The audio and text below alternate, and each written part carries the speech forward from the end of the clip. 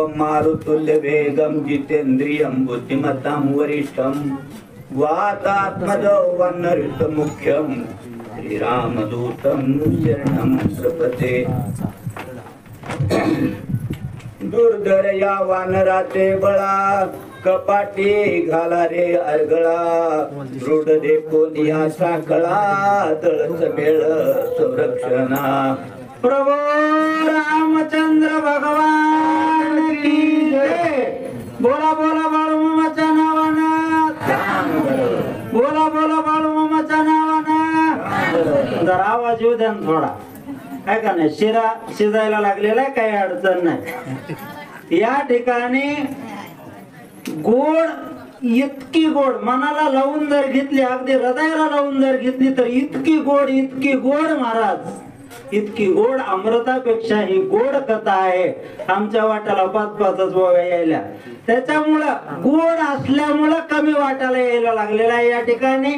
असो, या रावणाच्या सभेमध्ये रावणाची सभा भरलेली आहे, राक्षसांची सभा भरलेली आहे आणि त्या ठिकाणी विचारपूस चालू आहे। आता परशुरामचंद्र वानरगण तो सुग्रीव या ठिकाणी आलेला आहे, आता लंकेवर स्वारी करणार आहे आणि म्हणून विचार चालू आहेत। वानर काही साधे नाही आहेत, वानर कसे महाबलाढ्य वानर आहेत। कशामुळे कळालं, का कळालं?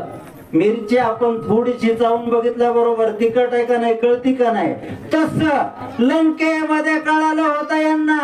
हनुमानजी पहिले गेलते ना, सगळ्याच्या नाकात शेपटे घातले होते। एवढंच नाही, बहाराच्या बहारा बांधून आपटील त्या सगळ्या राक्षसने, नवे राक्षस सुद्धा आपटील ते त्या अशोक वनाचा विध्वंस हनुमंताने केलता। म्हणून या राक्षसांच्या लक्षात आहे ते वानर काही साधे नाहीयेत, महाबलाढ्य वानर आहेत। कडे कपट लावा, आर गळाला, आता आर गळा आपल्याला नाही तर काय करा, चाळक महाराजाच्या घराला काही की असली तर आर गळाच नाहीयेत, कारण रानात राहतात महाराज, असली तर असल आरगळा। त्या आरगळा मोठच्या मोठं लाकूड असायचं, आपल्याला उचलणारही नाही हो। आणि मग हे सगळे राक्षस बनू लागले की आरगळा लावा, या ठिकाणी सगळे विभागणी करा, कुणी कोणत्या बाजूला उभं राहायचंय, कुणी कोणत्या रस्त्यात उभं राहायचंय, असा विचार आणि त्या रावण सभेमध्ये होऊ लागला। कोणी महोदराची मात अति काय गदगदा हसत, जो जो बोलिला पुरुषात तो व्यर्थ दिसता। पहा, सगळी सभा जरी येण्याची असली ना, एखादा तिथं शहाणा असतंय। हे सगळं बोलणं ऐकलं, इंद्रजित बोलू लागला, मोठेपणा सांगू लागला।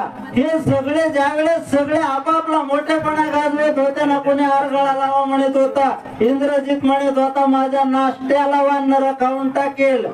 आती काय तिथं होता, मोठ्यानं हसू लागला, गदगद हसू लागलेला आहे। काय येडे बाता मारायला लागलेत, कारण एकटा हनुमंत आलता तेव्हा इंद्रजित सुद्धा दडून बसला होता, म्हणून हसू लागलेला। आणखीन काय पुढे बोलतो, वानराच्या उडाना पुढे लंका दुर्गे तो बापुडे, अर्गळाचा कळा कवाडे कोणीकडे अवर। ते वानर येत, कशाचे दुर्गण कशाचे अर्गण, काय वानर एकदा उड्डाण जर केलं, झाडाच्या शेंड्यावर जातात महाराज, ते एवढ्याशा फांदीला सुद्धा धरून लोंबकळते। यांनी जरी कवडन आरगाळा लावल्या तर हे पत्र्यातून येतील, सवण्यातून येतील, वानर आहेत। याच्या पुढे काय राक्षसांचा पाड लागणार आहे, असं अतिकायाच्या लक्षात आलं महाराज। आणि काय बोलू लागला, कुटाच्या शिखरावरी उडू शेती जेल वानरी, येथे तुमच्या दुर्गाची चोरी तृणावारी घरी। हो, तीनच झाल्यात महाराज आता शिक। या ठिकाणी काय बोलू लागला, गडबड करता म्हणून सांगितलं, एकदा का बुका लावला उठावं लागतंय, असं काय असायचं ते। त्या हे जे वानर आहेत ना, त्रिकुटाचं शिखर जरी असलं त्या पर्वतावर उड्डाण करणारे वानर आहेत महाराज. शेवटी त्या परशुरामचंद्राच्या आश्रयाचे वानर आहेत. परशुरामचंद्राचा आशीर्वाद आहे त्यांना. सुग्रीवजी राजा आहे आणि हे वानर या राक्षसांना नाही खाऊ नये ते खाणारे राक्षस. यांना कसे ऐकणार आहेत? ते महाबलाचे असे राक्षस आहेत. असा तो अधिकाया आणि या राक्षसांना उद्देशून आपल्या पप्पाला मग असताही म्हणल्या पप्पाला आपल्या बाईला सगळे जेवढे भाऊ होते ना तेवढ्यांना उद्देशून अधिकाया त्या ठिकाणी बोलू लागला. सोयीचं सांगता विभीषण त्याची केले नगरीयातन म्हणजे बोलता स्वधर्म पूर्ण दर्शनासाठी समोर ठेवू नका. आता काय बोलू लागलेला आहे महाराज. भाविक मंडळी समोरून येऊ नका. ते होतो का त्याला विभीषण काका पाठीमाग खरं बोलले समोर होते बोलले होते करता आणि मग ते तुम्हाला मानवलं नाही. त्यांच्या पाठीत लाथा मारल्या तुम्ही आहे का नाही आणि हातालून दिले या राज्यामधून.